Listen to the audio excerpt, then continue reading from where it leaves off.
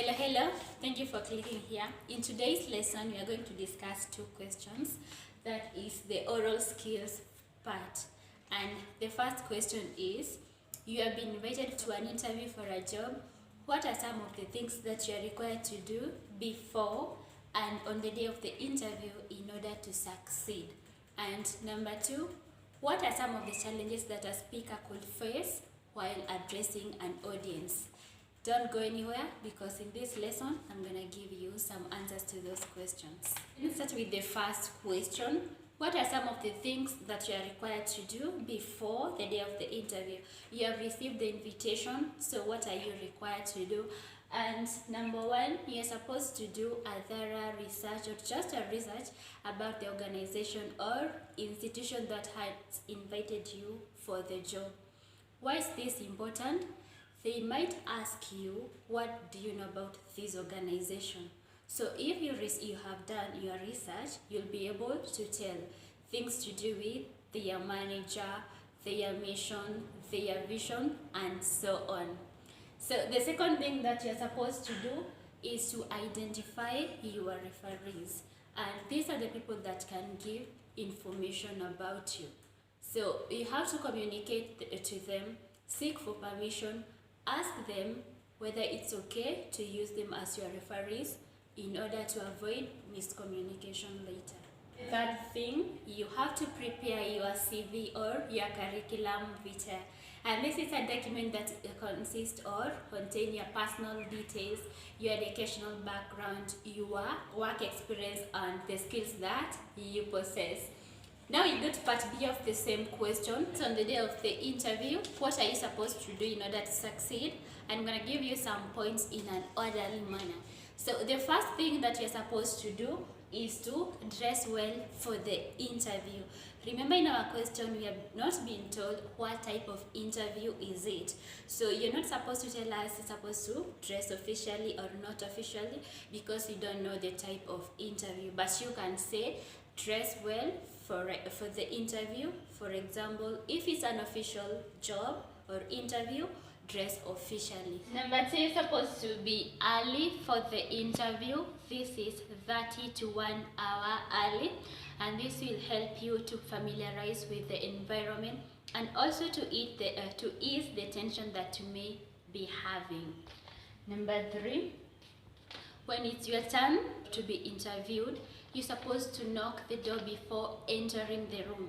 And if the door was locked, make sure you lock the door behind you. The next point, after you have entered the room, you're supposed to remain standing until you are offered a seat.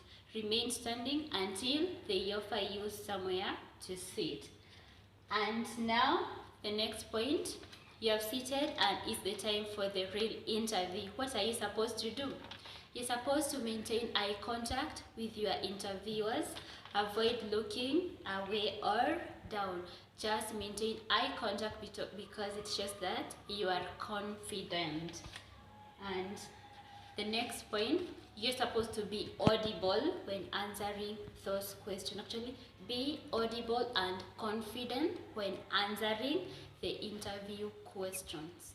The next one, you're supposed to be honest with your interviewer. If you don't know the answer, don't waste their time. Just be honest and pass the question.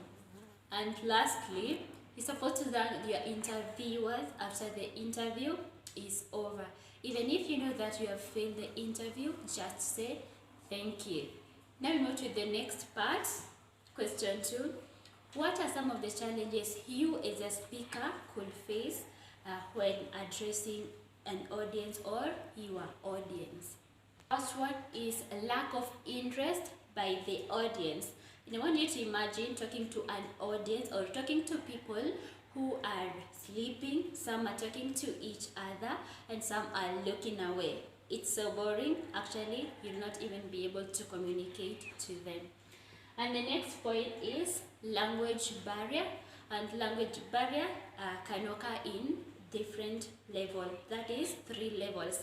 And one, if your language and the language of the audience is different such that you don't understand each other.